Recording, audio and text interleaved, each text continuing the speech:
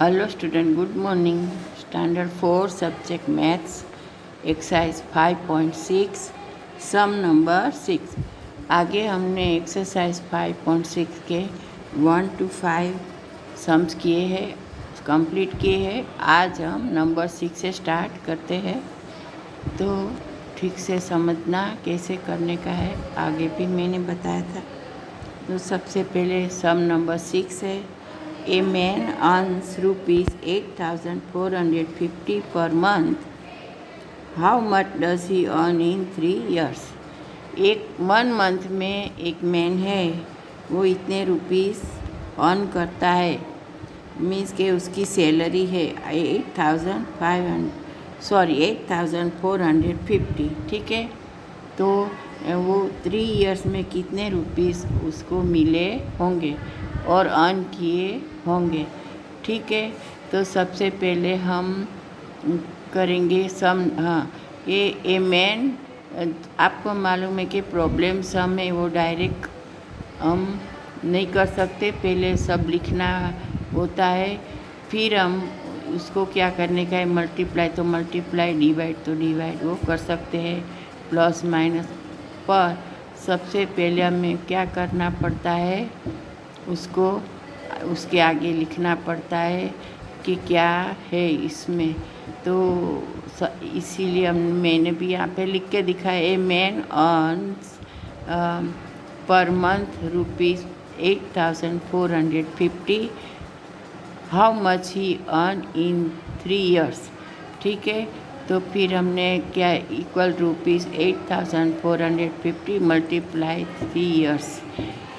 तो फिर यहाँ पे मैंने लिख के दिखाया कि 3 इयर्स इक्वल 36 मंथ्स, और यहाँ पे 1 ईयर इक्वल 12, तो 12 मंथ्स इक्वल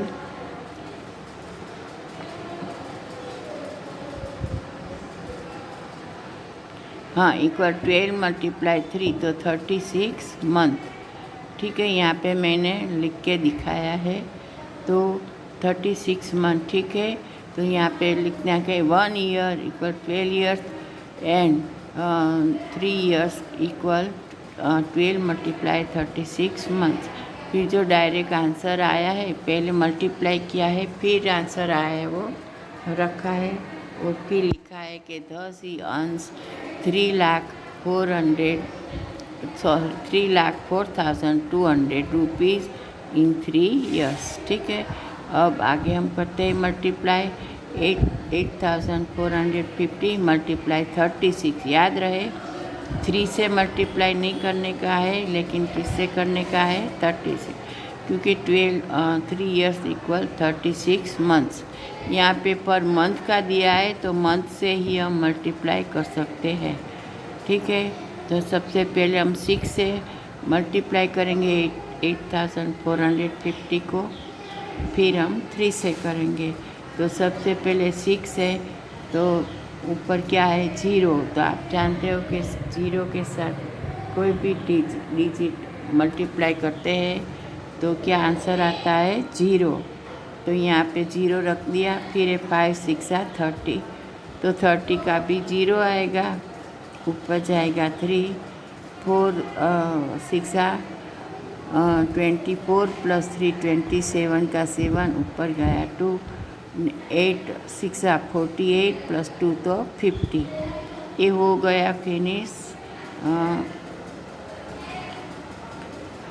6 के साथ मल्टीप्लाई। अब क्या बाकी रह गया, 3, ठीक है। अब 3 से स्टार्ट करते हैं, लेकिन आपको मालूम है कि सबसे पहले हमें क्या करने का है, 3 से सेकंड डिजिट से मल्टीप्लाई करने से पहले हमें आगे फर्स्ट 0 रख देने का है, फिर आगे मल्टीप्लाई स्टार्ट करने का है। तो सबसे पहले हमने 0 रख दिया, ठीक है। फिर 0 के साथ ही 3 को मल्टीप्लाई करने का है, तो 0 ही आएगा। फिर 5 3 15 का 5, ऊपर गया 1, 4 3 12 प्लस 1 तो 13 का 3, ऊपर गया 1, और 8 3 24 प्लस 1 तो 25। अब सबको प्लस करने का है, दोनों को, तो 0 0, 7 प्लस 5 तो 12, 12 का 2, ऊपर गया 1 तो 3 + 1 तो 4, 5 5 10 का 0 ऊपर गया 1, 2 + 1 तो 3। तो क्या आंसर आया? 3,04,200 रुपीज़ उसने अर्न किए होंगे। ठीक है, तो यहाँ पे ये सम फिनिश होता है। अब हम करेंगे सम नंबर 7। सम नंबर 7 है, A choir contains 144 sheets of paper.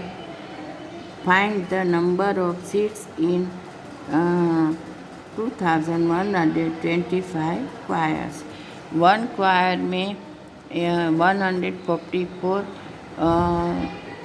144 sheets of paper आता है, पेपर की शीट्स आती है। तो इतने 2125 क्वायर में कितनी सीट्स आएगी वो करने का है। ठीक, तो सबसे पहले हमें आगे मैंने आपको बताया ऐसे हमें यहाँ पे पहले लिखने का है, फिर हमें मल्टीप्लाई करने का है। जब भी ऐसा बोला है कि 1 सीट में इतना आता है और इतनी इतनी सीट है तो कितना आएगा, तो हम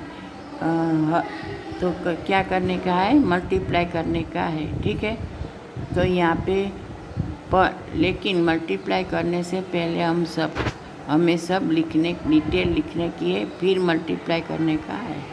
तो यहाँ पे हम लिखेंगे कि एक wire number of seats equal 144। एक वायर में पेपर सीट कितनी आती है? 144।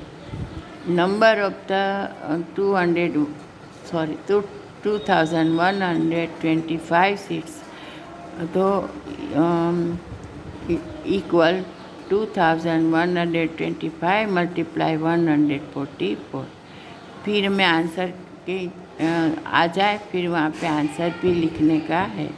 तो जैसे आपकी मेथड है ऐसे हमें करने का है, जैसे आपकी टेक्स्ट बुक में दिखाया है ना ऐसे। तो अब हम करेंगे 2125 मल्टीप्लाई 144। एकदम इजी है क्योंकि 4 दो बार दिया है, तो दोनों 4 का एक ही आंसर आएगा और 1 का क्या आएगा? वो ही आएगा। 2 1 ज़ा 2, 1 2 ज़ा 1, 1 ज़ा 1, 2 2 ज़ा 1, 2 ज़ा 2, 1 5 ज़ा 5। लेकिन सबसे पहले हम 4 और 5 से करेंगे मल्टीप्लाई। और जब फर्स्ट डिजिट के साथ मल्टीप्लाई करते हैं तब वहाँ पे कुछ नहीं रखने का है, डायरेक्ट करने का है। तो फर्स्ट है 5 4 ज़ा 20 का 0 ऊपर गया 2, 2 4 ज़ा 10 2 4 ज़ा 8 + 2 तो 10 का 0 ऊपर गया 1, 1 4 ज़ा 4 + 1 तो 5 एंड 2 4 ज़ा 8। तो क्या आंसर आया? 8500। तो हमें वही नीचे रख देने का है क्योंकि सेम डिजिट है, नंबर 2 है भी सेम डिजिट है 4। तो लेकिन मैंने बोला है ऐसे सेकंड डिजिट के साथ मल्टीप्लाई करने से पहले क्या रखने का है? 0। तो हमने 0 रख दिया, फिर वो जो ऊपर का था 8500 वो रख दिया। तो ये हो गया सेकंड डिजिट भी कि सेम है तो आंसर भी सेम आएगा मल्टीप्लाई का। तो कुछ करने की ज़रूरत नहीं है, आगे 0 रख के फिर जो ऊपर का नंबर है वही लिख देने का है। तो हमने वही लिख दिया। फिर 1 के साथ है वो भी एकदम ईजी है, लेकिन थर्ड डिजिट के साथ मल्टीप्लाई करने से पहले क्या रखने का है? 2 0 रखने का है। ठीक है, तो 2 0 रख दिया हमने।